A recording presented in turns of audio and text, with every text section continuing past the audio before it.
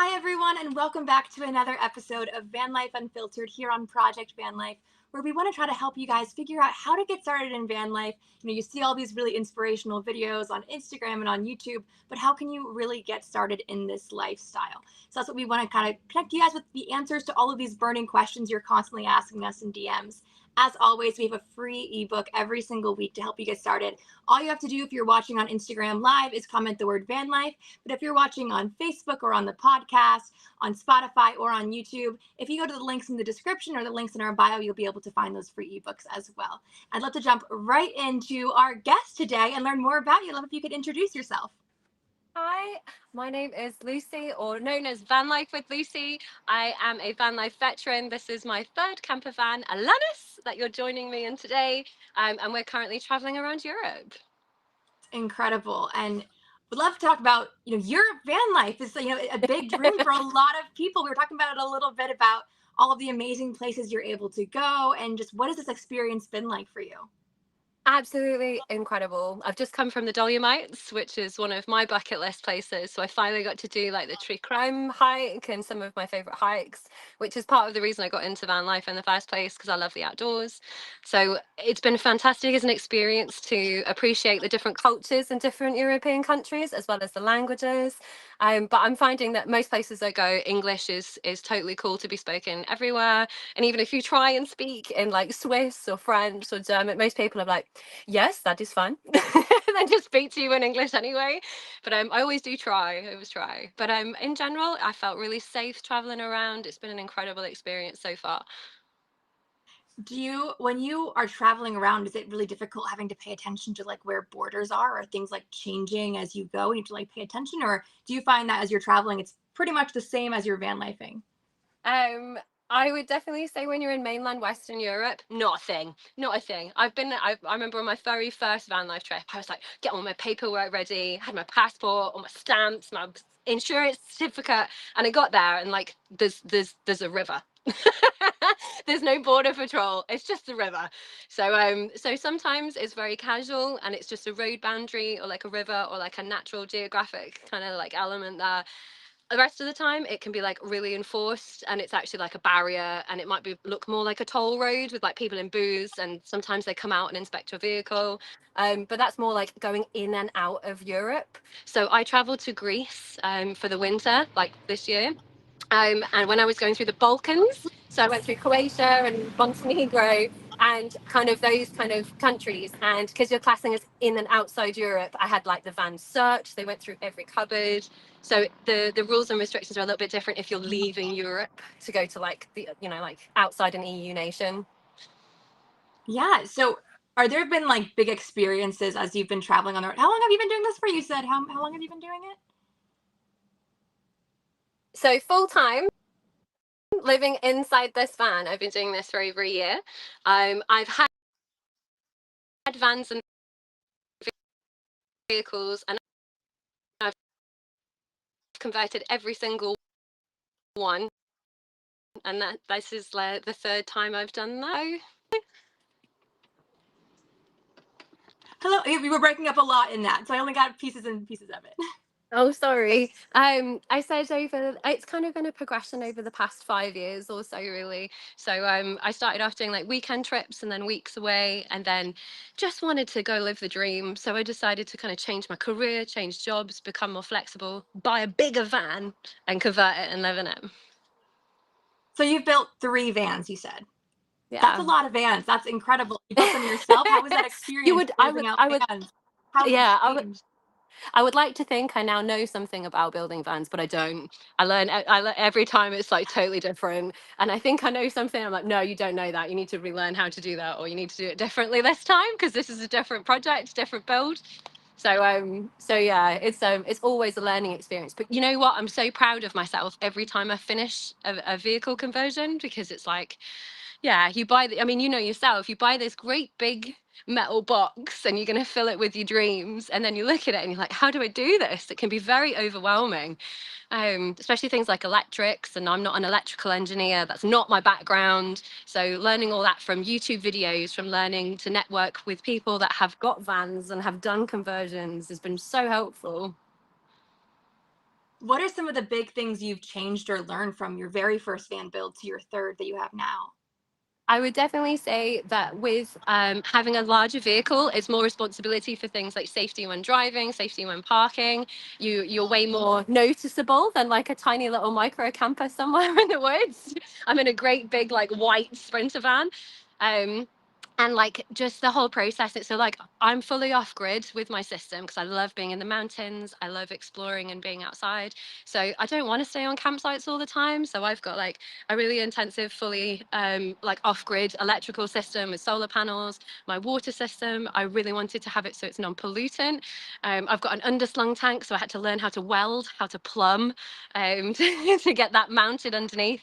So a whole new range of skills that came with this van build as the third that I wouldn't have been brave enough to try, I think, on my first one, and didn't really need to because I was still testing out what I wanted and yeah, what I really need if I'm just going away for a weekend or for a week. Do I really need a hot shower? I could probably live without it.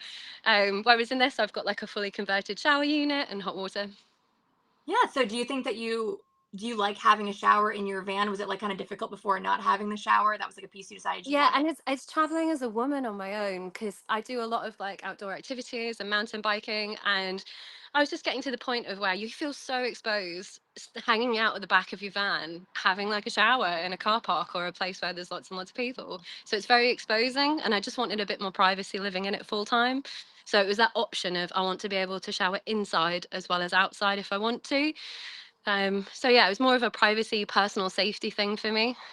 Yeah. Are there any other things that you kind of added or changed from your first van build after, living in it a while, you learned you wanted?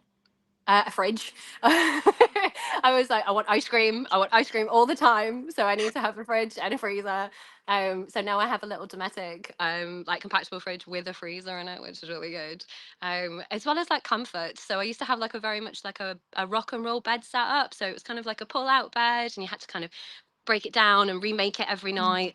And when you're living in it full time, that's really arduous. You don't want to be having to do that every day. So I designed this bed set up to be a little bit more low maintenance with things like that. And I've got a full 9-inch mattress rather than like a camping bed that I had before. So I've definitely upskilled some of the more luxurious elements, I think, since I started living in one full time.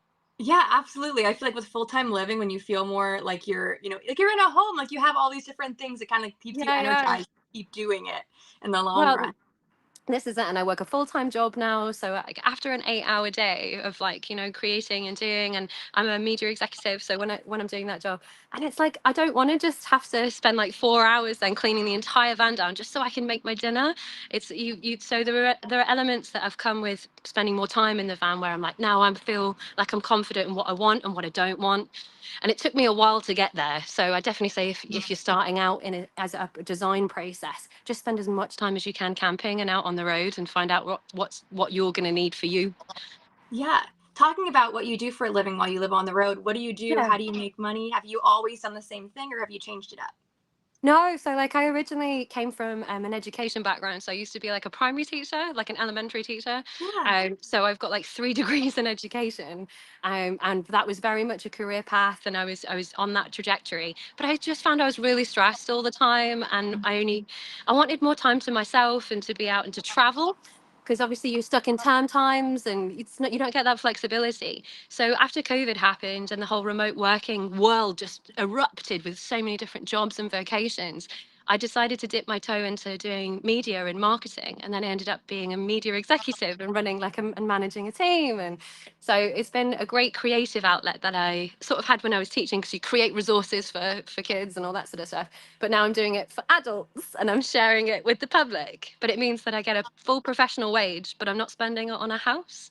So I'm more financially stable than I've ever been right now, because I'm not having the same outgoings, but I'm having all that money come in. So it's been really financially liberating for me to do that. Yeah. So do you feel like you've saved a lot of money moving into the van that's kind of like making you be able to have all Yeah. these new opportunities?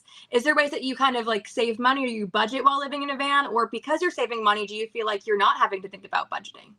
No, I definitely think about budgeting. I'm deliberately trying to save as much money as I can at the minute, whilst I can. So the van maintenance itself is quite tricky because when something goes wrong, it's expensive.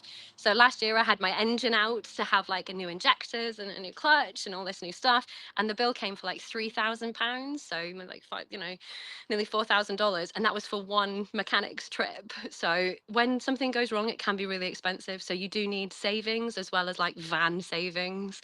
So that would definitely be my strong advice and what I've learned from the last couple of years, that when it goes wrong, it can go really wrong. Oh, oh no.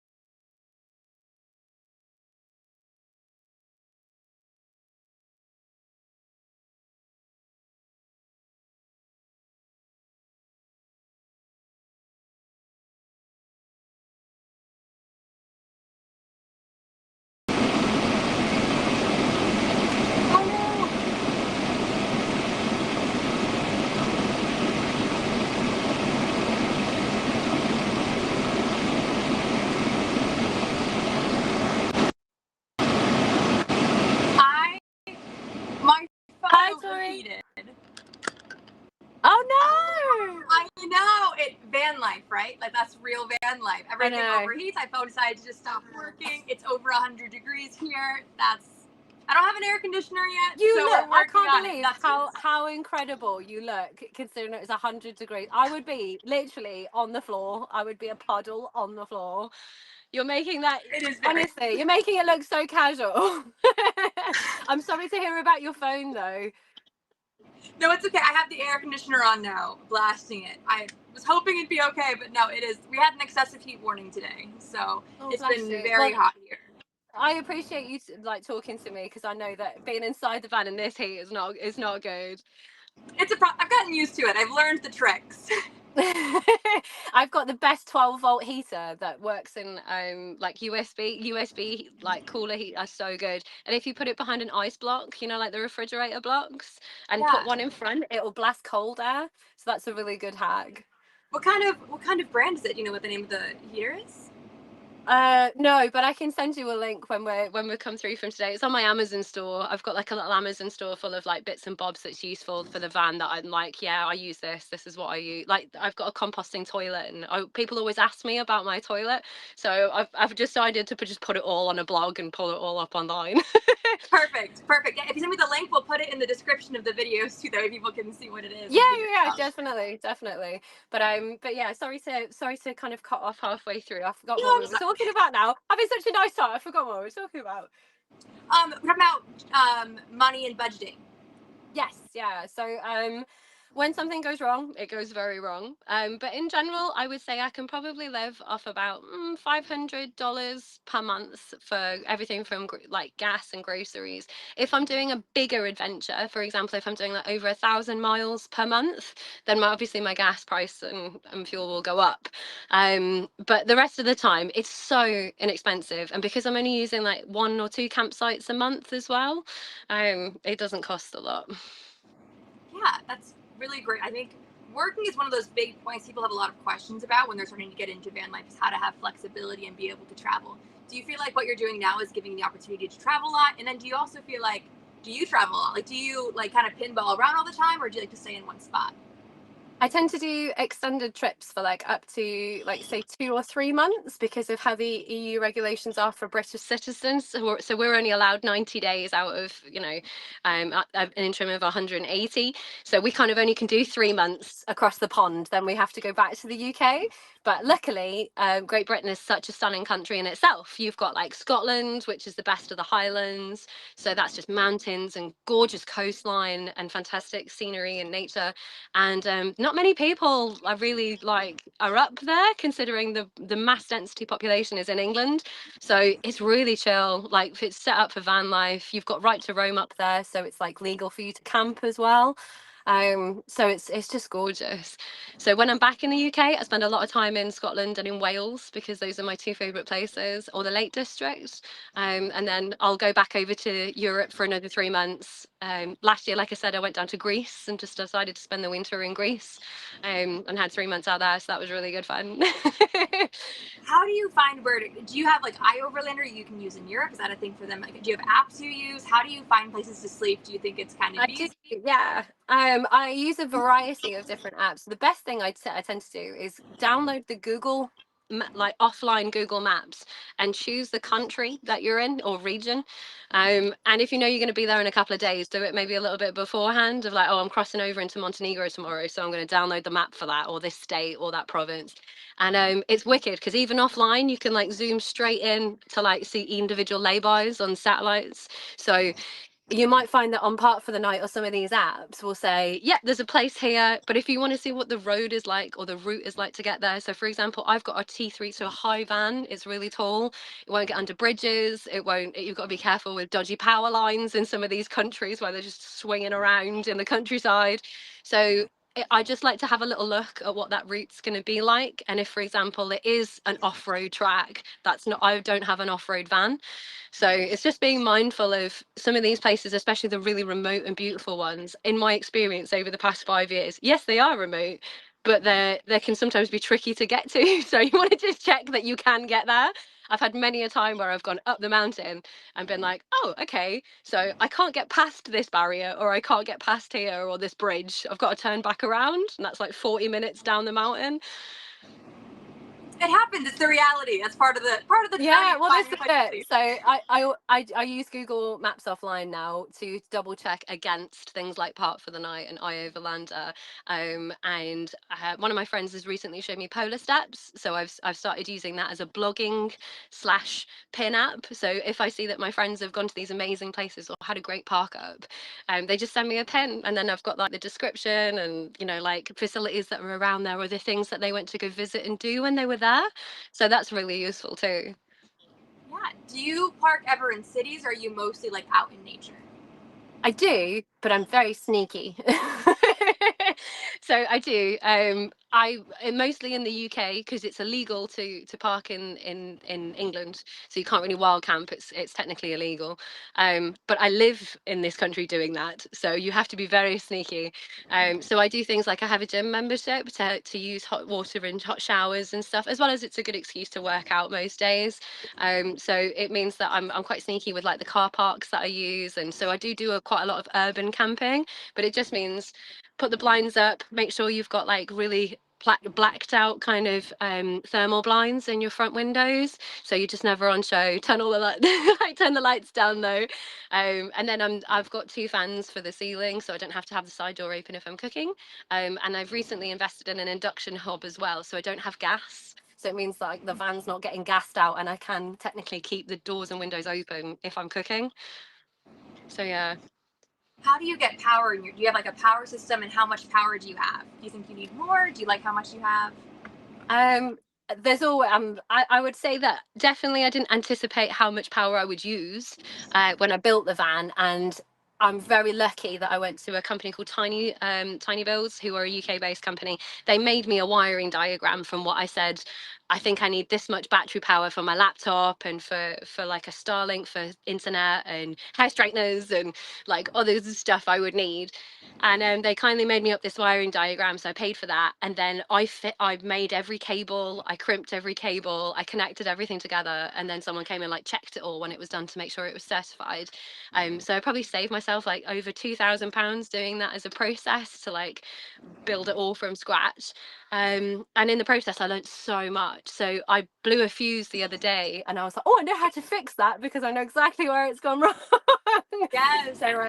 So yeah, I'm always trying to figure out my power needs as such. But yeah, I've got 250 of solar. I've got two lead line acid batteries in the back, leisure batteries. So at the moment I'm working on about 1500 for what I'm using. And then I've recently been gifted an Anchor Power Pack, which are amazing. So it's like a portable battery, and that can be used out. So I can now use my induction hob outside to cook, or I can have an outdoor office, and make myself like a little picnic bench set up and work out there. So that's been really handy because I can just literally take power out of the van then and have that outside in nature. So yeah, I would definitely invest in a good quality system. And if you're a little bit underconfident like I was about how to start that as a process, there are lots of electrical companies out there that will even do it as like an advisory. They don't have to necessarily install it for you. It can just be like a helpful guide where to start. And I just watch loads of YouTube videos and learn from other people. Yeah, absolutely. How do you get internet on the road? Do you have like a different system, or do you kind of just use like a hotspot? How do you do that, and how does it work in Europe? I used to, for about 2 years, I used a Netgear hotspot. So like a little portable router that you just put like a SIM card in for your phone, and just buy internet for that or top it up or have a contract. And then because this year I've gone into an executive role with work, I need to do lots of meetings and face-to-face times, and I need really good internet connection all the time. Sometimes for like 6 hours a day, I'll be delivering training sessions. So it means that I need to have like really good internet. I've invested in a Starlink, so I'm now using that, and I use the Continental EU package. So I pay like $80 a month, and then the unit was $170 to buy.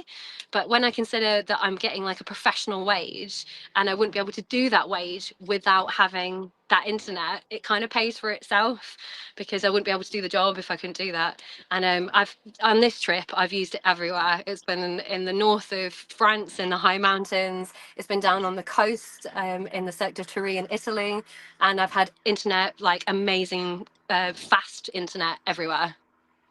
Yeah, that's awesome. I think internet having, I work online as well. I'm like trying to always figure out, everyone has different opinions, different experiences. How about, just how do you like do you have a bathroom unit in your van? That's another big common question we get is how do you go to the bathroom in your van? How do you shower in your van? Obviously you had a shower already built in your van, which you decided to do. Yeah, so I can show you if you want. Yeah, that would be uh, great. so if you want a bit of a live demonstration, I have like a really secret area just here where it actually lifts up, and then it's the bathroom is inside. So you think it's a worktop counter, but it's not. It's actually a compostable toilet bathroom space. And then what I do when I go for a shower is I take the toilet unit out, and then I literally just put up the shower curtain because there's a shower tray in the bottom. So all the water then drains off and gets stored underneath the van. So I don't leave a mess wherever I go. I just need to empty the tank then when I'm on that rare campsite, or like when I found a suitable facility, because I deliberately just wanted to make sure I leave no trace, no pollutants wherever I go. Yeah. Is there anything that you would change about your van that you have now that you kind of would like make tweaks, or things that you have recently kind of changed? Just looking around, kind of thinking about that. Yeah, I'm kind of looking around being like, I would definitely build more storage space over the bed, which I didn't do. I have these beautiful cupboards behind me, which are for the kitchen spaces, but there's a little bit of space over the bed. And I would like to build like a bit of a bookshelf and have like have phone. And I just didn't think about that as a practical space because I think I was so focused on like hidden bathroom, captain chairs, building. I've built a headliner shelf for as a wardrobe above my cab as well. So my cab is then blocked off. The top bit is a wardrobe and shelves. So I was thinking about all this other stuff, and then I started living in it. I was like, yeah, I should probably do that, shouldn't I? It's like, get the tools out, come on. Yeah. So it's on my to-do list. Like it's a never-ending list of like, oh, I could just change this, or I should just do that. Like, so The van I don't build think, truly never finishes. yeah, Absolutely. I don't think it's ever going to be like done. Yeah, it's a work in progress. Is there any time that you've been like traveling on the road that's been like a highlight of your van life experience that like makes you thankful to be doing all of that? That you've had like a moment and been like, I love van life. Oh, so many. Like the day I traveled into Greece was pretty awesome. Only like 5 6 months ago. Because I came over and it was like a national holiday at the time. And there was like a massive street party and loads of people, and like I ended up chatting to this family who invited me for dinner, and ended up like meeting these complete strangers, and it was just like our paths would never cross if I didn't do this. If I and you might not have invited me if I had a boyfriend or I had company. You might not think, oh, look at this like woman on her own, does she want to join our family?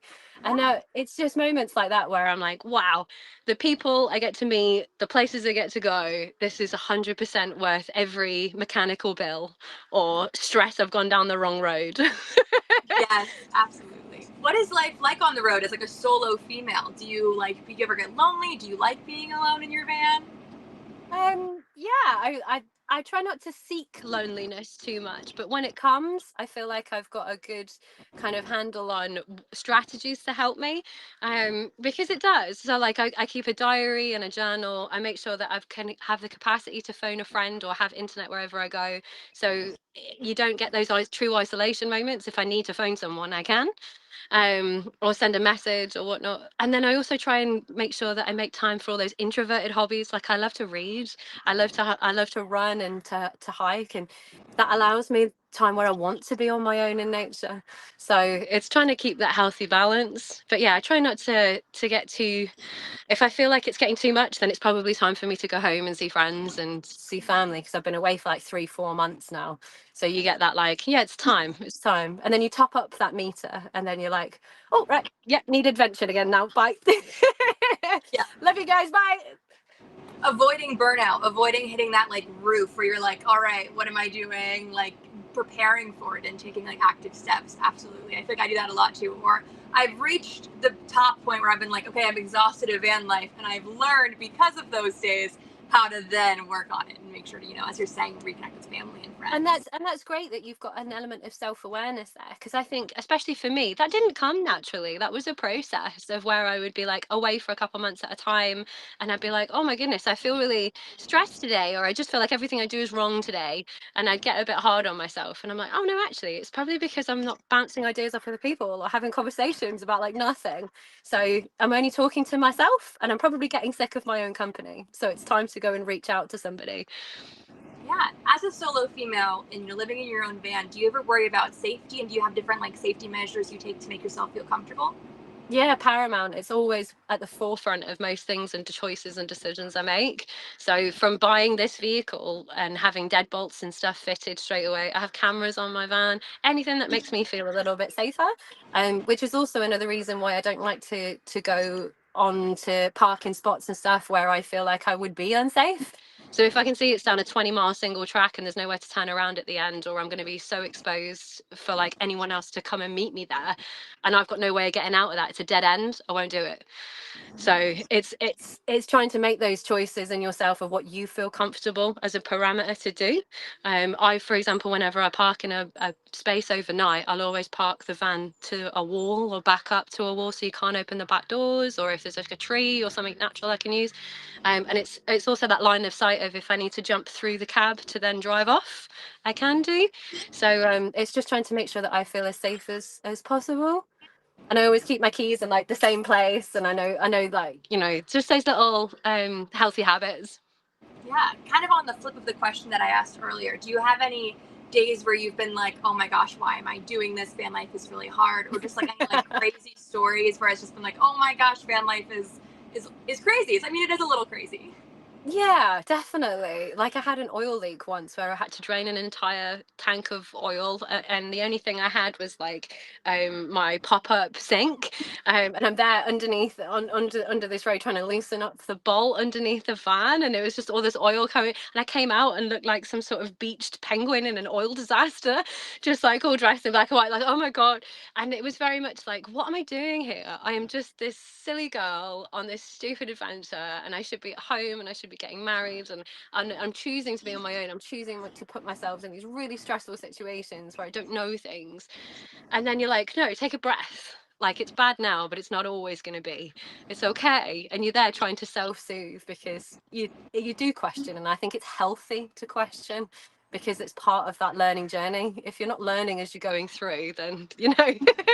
like it's all part of it. So yeah, I have plenty of days where I'm like, what are you doing? But then, like I said, I've got a bit of a plan with, like, I'm working full time, I'm saving a lot of money right now, that's going to go into the next project. So it's like, yeah, in a good place right now. Yeah, I think kind of thinking off of what you were saying, even people live in houses, they have moments where they're like, what am I doing? I want to be traveling more. I want to be out more. Like, am I using my life the way I'm going to be thankful and grateful for later on in my life? And you can't really escape that feeling. I think that's going to happen no matter where you are. Yeah, So definitely. Yeah, yeah. I definitely yeah, know that when I was in a house, I felt like that. I was like, I just want to get out and travel more. I want to go see this world. Like, I'm paying so much money to sit in one place. Why can't I pay this much money to go sit in a bunch of places or yes, go and explore a little bit more? And I think, yeah, I just crunched that bullet time. And I think because I'm 35 now, a lot of my friends were like getting married and having kids. And I was like, it's either now or never, I feel. But now I'm in it. I meet people that are like 60 and 70, or like have been doing this since they were 20 and they're now like 80. And it's so cool because you're like, it doesn't matter as long as you what you're doing and you're passionate and you're happy in what you're doing. Like, yeah, just go for it. what would your advice be to someone who's like on the brink, thinking about van life, maybe wants to get into it but isn't sure? It's okay to dip your toes. It's okay to like hire a van. It's okay to camp in your car and go take a tent out and just go and see what works for you. Like, go and do a little bit of camping, a little bit of travel, do a road trip with a friend, like however you feel comfortable. I didn't go full in straight away. And I feel like it was good for me to do that. I might have overwhelmed myself potentially, just be like, right, I'm going, everything's sold. Here's my life's possessions. So I was gradual, and I feel like that mentally prepared me for now all the stuff I have to do, because I've sort of done bits of it before. And then when that situation arrived, like I got stuck in the mud not long ago, in the dark, like 11:45. I've been driving for 6 hours through Europe, and I'm now stuck in mud. Ugh, I'm on my own. I'm not strong enough to dig the mud out and try and move the wheels. I've got no other like 4x4 equipment to help me to get out. There's no one on this road. And then you're like, I've got a resilience of stress here because I've had little situations happen before where stuff like this has kind of happened, or I've broken down or whatnot. It's going to be okay. So if you want to take it slow and just dip your toe in, go for it. If you want to go full in, sell your house, buy the van, do the conversion, just enjoy it as a process. If you are going to get like go in full hog as such, I would definitely say research as much as possible so you don't pay too much money for things because you're just kind of like not knowing what to buy. Because how long is a piece of string when building a van? It can cost the earth, or you can do it on a budget. So I think conversations like that are really, really important for you to have if you're going to go through it as a process. Like, what are your budgets? Set that as a clear parameter. Where are you going to go on those trips? Get an idea of what your van's going to need to do those trips, so you can sort of custom build your vehicle around that. So if you're going to be going through deserts, if you're going to do mountains, if you're going to go to really hot countries and you need like lots of ventilation or less insulation. So make yourself a big list of questions of like, what do you really want as such from this as an experience and from what your van can give you.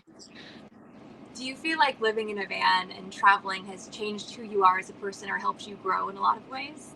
Yeah, I'm pulling such a face because I'm like, hell yeah.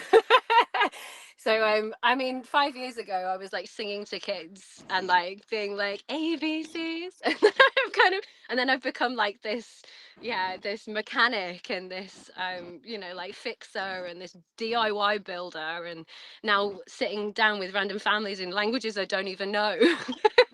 So I definitely feel like I've come out of my shell a lot, and traveling and doing that with a van has massively enabled me to do that, as well as I've cleared off my own personal debts and de-stressed my life because I've been more financially able to do those decisions and choices.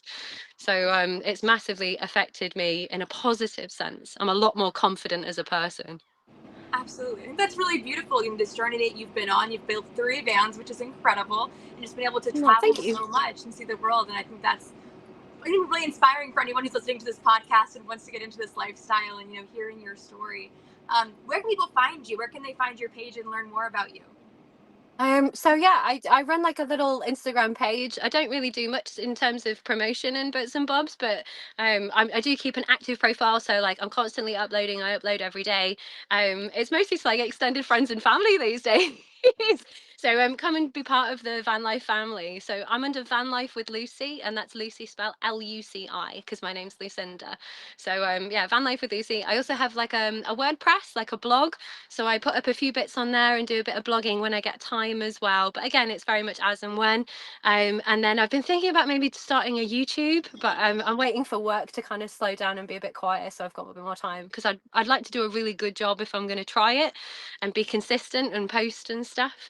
But like as you know, it's YouTube's a big old crazy world, so that'd be it's a big platform to try and navigate. So I might give myself a bit of time to learn how to do it.